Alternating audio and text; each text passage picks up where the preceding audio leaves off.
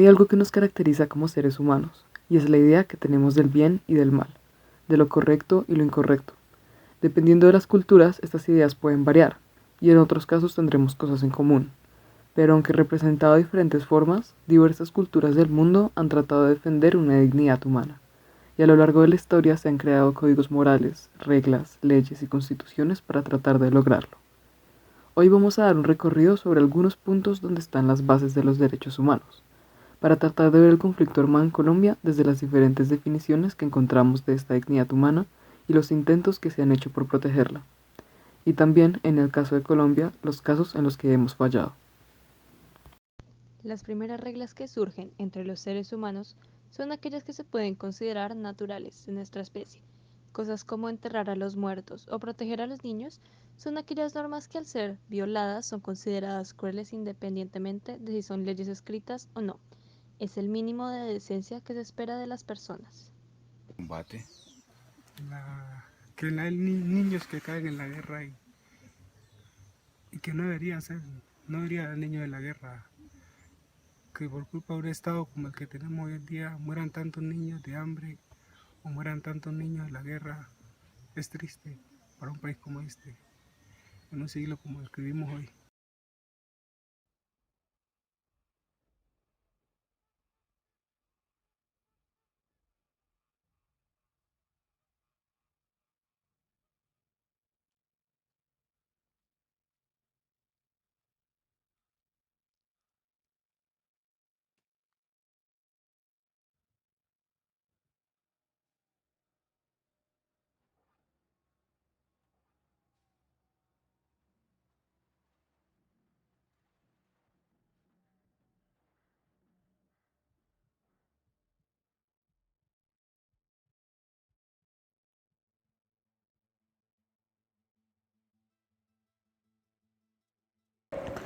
Pero, ¿por qué la guerra es legal?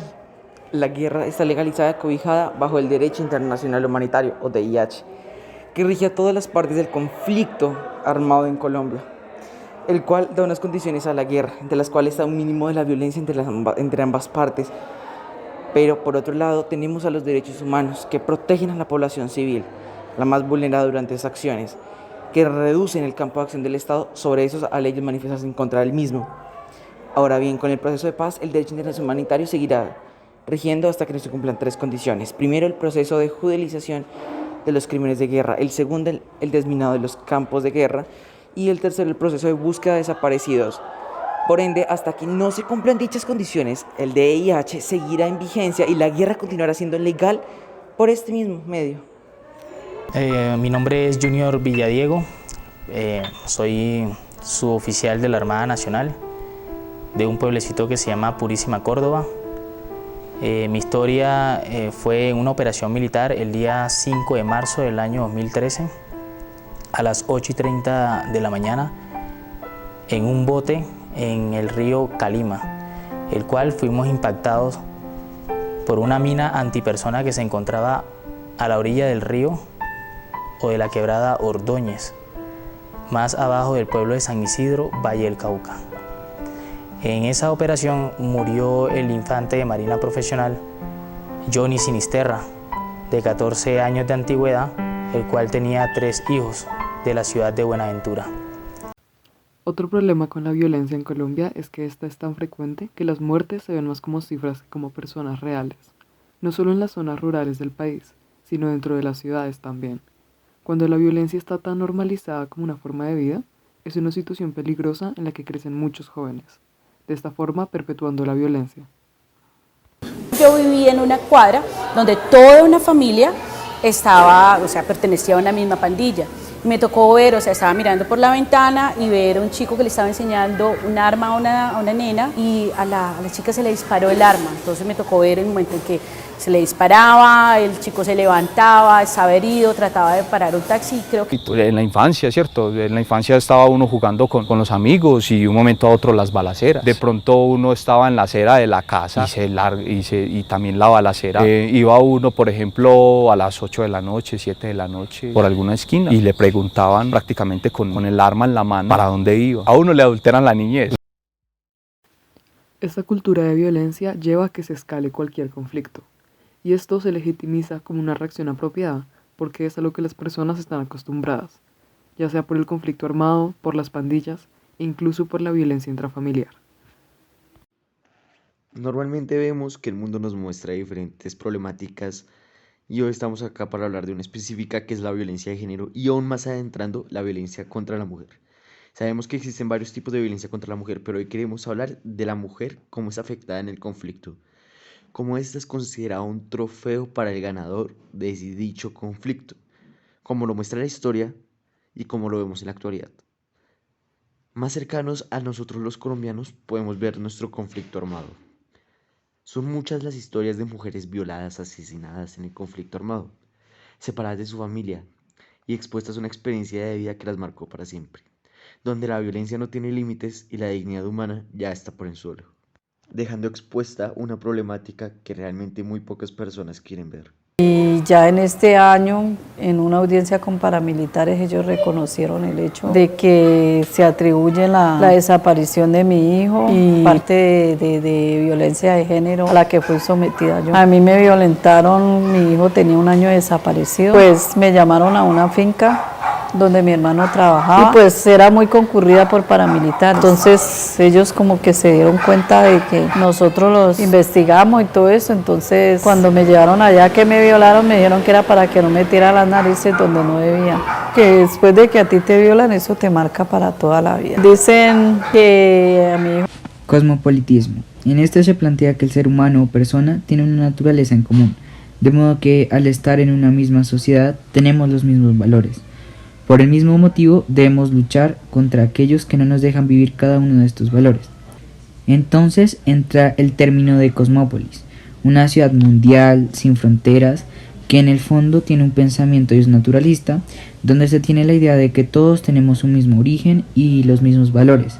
Además de que estos valores se hacen reales cuando están escritos, pues de este modo se positiviza. Pero entonces se cuestiona, ¿quién dijo que los valores son universales? Y nacen críticas donde se dice que cómo puede ser universal si solo se muestra la visión occidental del mundo. Por ejemplo, en el marxismo se dice que no se puede confiar en organismos mundiales como la ONU, pues trata de legalizar el imperialismo e invadir países en función de propósitos específicos, dejando ver un cosmopolitismo que posiblemente buscaría establecer un gobierno mundial para robar la soberanía de los países. Sin embargo, este cosmopolitismo hace referencia a una teoría, pues lo que vivimos en la actualidad es un proceso de globalización, un proceso económico, social, político, tecnológico y cultural a escala global. Así pues, esto se evidencia, ya que a pesar de las tendencias a nivel mundial, todavía existen comunidades con las que no compartimos la misma moral y que en cierta medida son independientes del sistema, como son las comunidades indígenas, como las colombianas, quienes, por ejemplo, tienen su propio sistema de justicia, donde un acto ilegal sucedido en su comunidad solo les compete resolverlo a ellos de acuerdo a sus principios y valores. Nosotros en las comunidades indígenas nos ha sido como difícil trabajar, digamos, a veces con la justicia ordinaria, con nuestros casos de justicia propia que se ha tenido. Uno, porque a veces no carecemos de territorio. Y dentro de nuestro territorio, pues ahí está nuestra jurisdicción. Y si no tenemos nuestro territorio, se nos sale de las manos a veces procesos que tenemos con mismos cabildantes o con mismos pertenecientes a nuestra comunidad indígena. Y como para tratarlo con la justicia ordinaria, a veces pues se pierde ese rasgo indígena, ese rol que viene de costumbres atrás. Entonces, eso es una problemática que ha venido.